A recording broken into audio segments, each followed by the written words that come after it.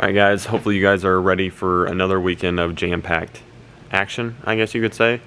And again, me hopefully turning on the camera. I'm going to go ahead and turn it on to do this and kind of show you guys what's going on. I'm doing my best to work on the blue truck. We got some stuff to get done on Brett's truck right now. We have Dennis's quad cab running. Fired it up this morning after we flashed it, or Larson flashed it. And yeah, it's outside right now, but fired up, did engine break-in. Tomorrow he's going to come back, tidy up the small stuff, see if we can go for a test drive just to make sure everything's good, see what needs addressed. And yeah, she's a runner, so that's good. Brett's is very, very close. I'm going to go over what I have done so far this evening and see what we got going on. So my list for this evening, my list in general was the feeds and return, the feeds and the drain for the turbo, which I've got that squared away. Next list on the list was battery cables, or all new battery cables. We've got those done, looking good there. And an alternator wire, since he's done getting rid of that battery, so we did an alternator wire. That's taken care of. I don't know if you can see that little fuel return fitting down there. His fuel return is now hooked up, which it turned out good. And then I need to repin the staging limiter into the correct pin because the instructions on our website are not correct. So I've got the correct instructions over here. And then lastly, we need to wire the relay for the trans fans. And I'm going to show you guys how I go about doing that and why that you need a relay for your trans fans in case you would like to keep your motor from getting smoked. So that's what is up next on the list, and I will go over the little diagram I've got for that. And right now it's already mounted and everything, we just have to run the wiring.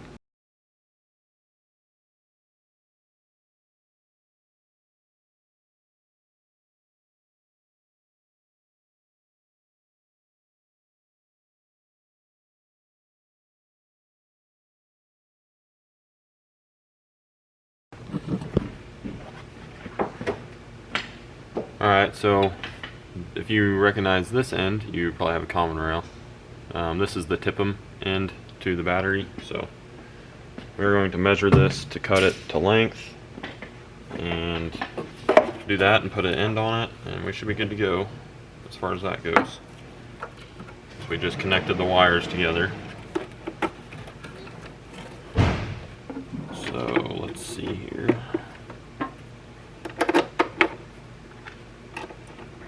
Fasten one end and route the other one around so you know how long it is.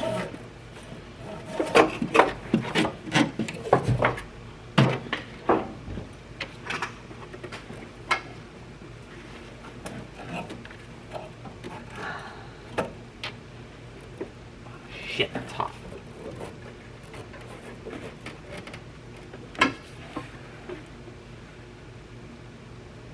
Something like that.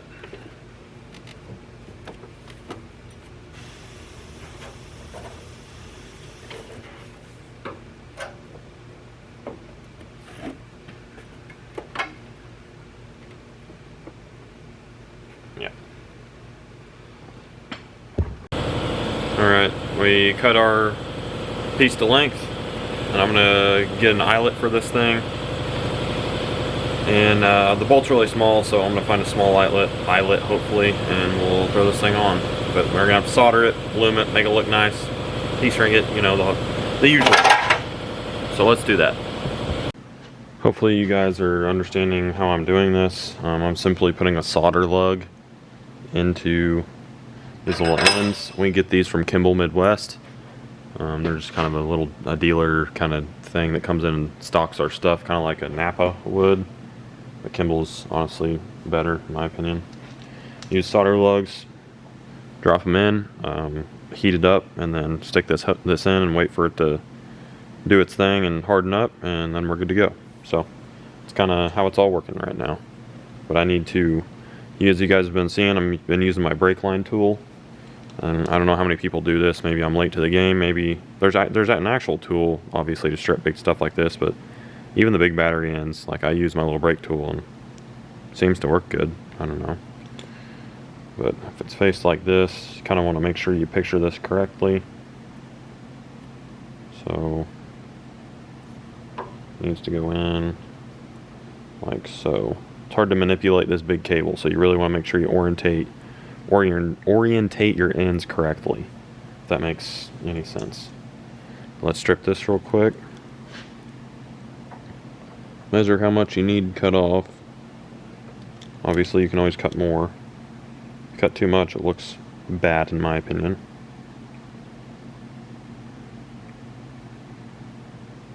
Just tighten it up a little bit.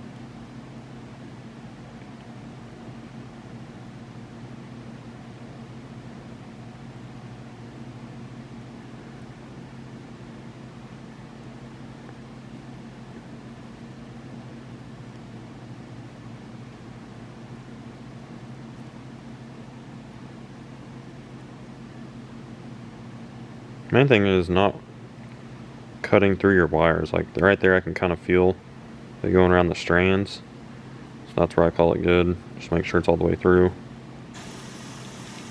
And then honestly, like my wire strippers, the Snap-on, I mean these things are pretty nice. I enjoy them. But just break that loose like so. You can kind of see the ends there starting to split. Most of the time you can just grab onto the end of it and pull and it'll come off just like that.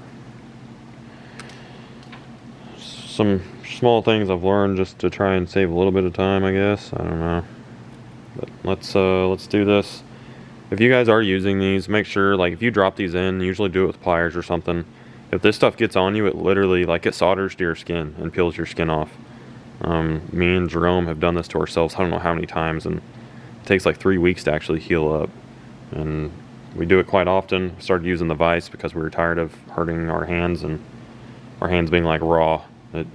It just hurts. And you know, some people might say toughen up, but it's just not an enjoyable experience to say the least. Drop. Probably don't need to, but we're gonna drop 2 in there. Make sure we get a good connection.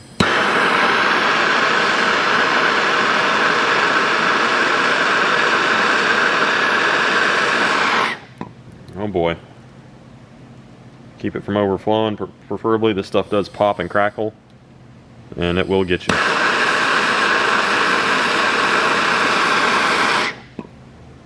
You can see the little bit shooting out there. Don't get it in your eyes.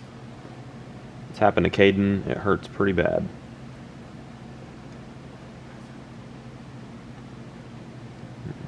Was a little slow on the trigger there, so it might have not got all the way in there. You can heat it. You can always heat it back up, which is nice.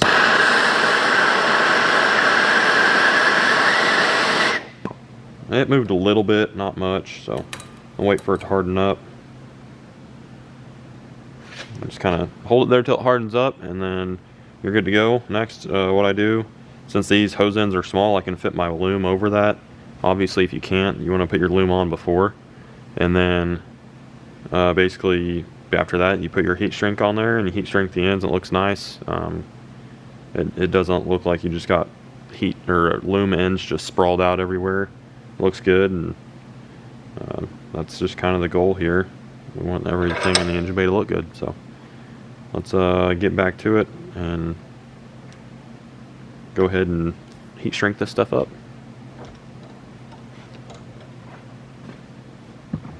Alright, so we got our loom here. Obviously we have way too much, so we're going to get an idea for how much we need. Roughly right there. These are snips to cut it. And then obviously this end's still pretty warm, so kind of keep an eye out for that. Like, it just slides right over the end. And I might have to cut some off, I don't know. Or I might have shorted myself. I also don't know about that, so we'll see. Almost kind of shorted myself. I mean, in my opinion, yeah, I shorted myself, but that'll be alright. We'll get them heat shrunk on. You'll be able to tell the ends are a little bit red. I'm trying to cover up all the way to right here. I've got some good heat shrink to do that with. Just, this is a long piece, so we're going to cut it and use it for both. Yeah. Like so, basically.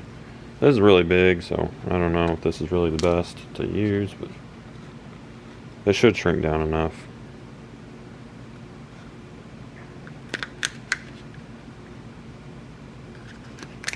So there are some stuff that will come with battery cables that is a lot thicker, but being only 4 gauge wire, obviously that would be a little excessive if you ask me. In all reality, I could probably fit a smaller one on here. I'm gonna see if we have any smaller before I commit, and then we'll heat shrink. So I end up finding some smaller heat shrink and that would slide over the ends. It'll look a little bit cleaner, won't look as thick on there, and not shrink down to the size we need it to, so it'll cover up real nice.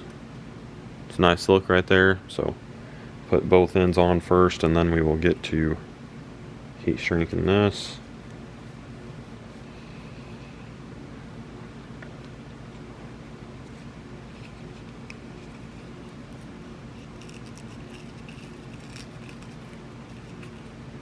I always usually go past it, let all the ends that are frayed get back out, slide it up, and we'll heat shrink these right quick, and then we'll show you the end product. Alright, the heater kicked on behind me, so hopefully you guys can hear me. I don't know if you can see, if it'll focus. Doesn't look too bad.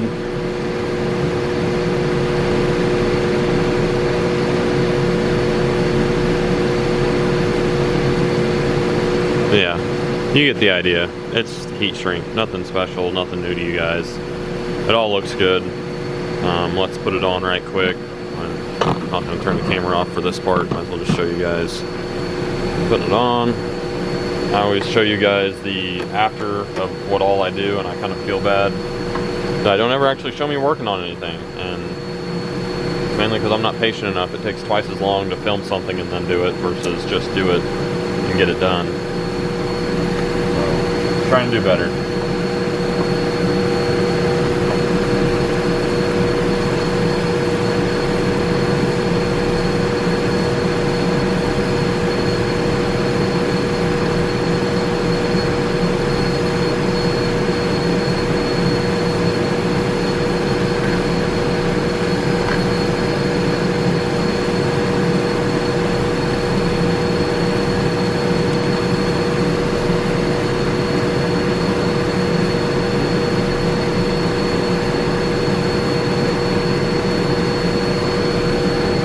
For most battery cables, I would recommend that you not go crazy on your battery cables and not use a bunch of actual battery power to be powering all your stuff. Like you can use a key-on ignition source, which is much more reasonable, and it will not drain your batteries. I don't know how many people will just go ahead and wire stuff up straight to their battery and then wire it to a switch. And most of the time what they don't realize is they're just wiring stuff up to drain the battery in their truck if it sits for more than 2 days. And people wonder why, whenever they drop stuff off at the shop, why their stuff is dead whenever we have to go out and get it, or why it's dead whenever they come pick it up and it's never had a battery problem before. It's because you didn't wire your stuff right. So this truck has very simple battery hookups. We have one ground coming off the ECM. We have, and obviously your block ground. And then we have on the positive side, the big cable going to the starter per usual, the wire coming from the alternator, and we have the wire going to the TIPM, and that's it. If you want to have a whole bunch of accessories that need battery power for a relay or something, you should really invest in a little bus bar that you can run one wire off of here, and then that will power all of your accessories that you need to hook onto. It's just much more proper. And then on inside of your TIPM or whatever, you can run key-on power sources. So like this is the Anteater key-on, and we'll run a fuse tap. Not just, and I don't mean just sticking a wire down in the fuse. Do not do that. It's not proper. I mean, really, wiring is not something you want to cut corners on. You'll end up having a truck that is melted to the ground. So I just would like to be able to help some of you guys with that stuff, because most of the time we open engine bays and it's atrocious on the wiring. So we are officially done with that stuff right there.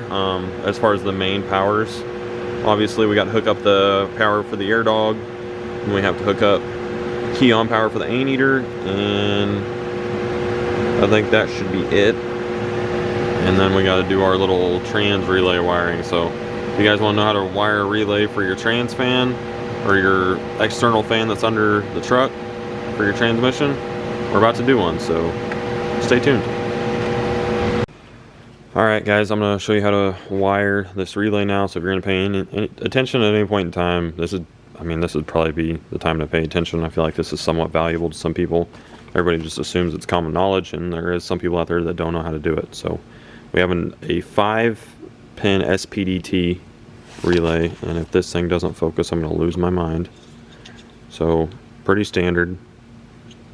I made a little drawing for the bottom side of the cap. You can apply this by looking at it either way, but my little diagram applies to the cap. So with this relay, the top pin, which is going to be a red wire, is to your accessory. In this case, it is our transmission cooler fan. That's going to be a red wire. It's number 87. And here, it's labeled number 4 for some reason, but 87 is what the top one is. The one on the left here is 86, and that is your ground. Pretty simple, black wire, ground. The one on the bottom is also another red wire, and this is 30. 30 is your 12-volt positive from your battery. This is what powers your relay. You need it to run to the battery, or a battery 12-volt source. The one on the right over here is number 85. It's going to be a blue wire on this one. It's a blue wire. So, focus. Your blue wire goes to your key on source. So whenever you tap for you fuse tap it or whatever, this is the trigger wire for your relay to turn your relay on. Again, it's going to be a blue wire. So you got red and red on 87 and 30. So those are the ones you got to separate and know the difference. All the others are different colors. 86 is typically black, which is a ground, and 85 is typically blue, which is your key on source. So it's pretty simple. You can take a picture of this little sheet. The bottom part you can ignore if you're not using a Deutsch connector. I use Deutsch connectors on a lot of these, and so I just draw it out what pin I usually put everything on, what color of wire, and the number for it, so there's no confusion. Because once you loom over it, you can't see the colors, and it's just easier for some people to understand to do it this way, which is perfectly fine. If this is your first time doing it, I really hope this helps. So that is essentially what you need to do. 4 wires, pretty simple. Ground is going to go to you can take it to your battery ground if you'd like, or a ground that is on the body that goes straight to your battery. Either one works. Your bottom one here, which is number 30, which is your 12 volt to your battery. You need this to a straight 12 volt source, not a key on. This needs to go to 12 volt. It powers your relay. Your blue wire is your key on source, so it's not running, the relay isn't sucking down your battery all the time. And then your top one, which is 87, goes to your accessory. So whether that be a external fuel pump of some sort, those always come with a harness with them, so you shouldn't need it for that. Whether it's your transmission cooler fans, literally anything that you want to power, this goes to that wire that's coming off of that accessory. So, and I think this is a 70 amp relay, if I'm not mistaken. So it should be good enough for our trans fans. We run derail trans fans. I will show you guys the fans once we get under the truck or get it on the lift. That's what we're going to do. It's pretty straightforward. I'm not going to really go in depth anymore, so this is the part that matters.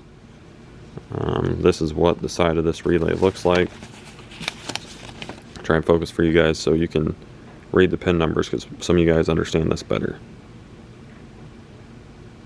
And there's the part number for the relay. Actually, that's the part number for the relay.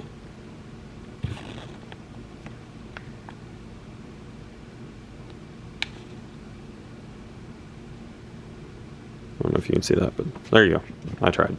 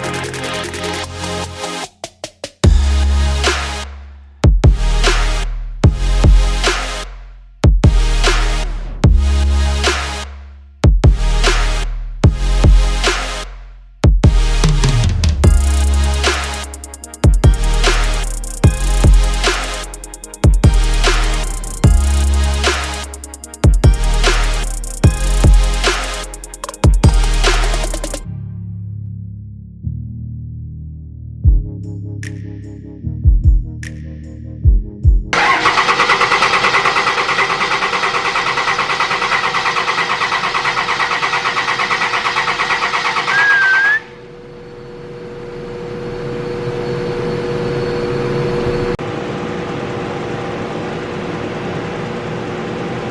right.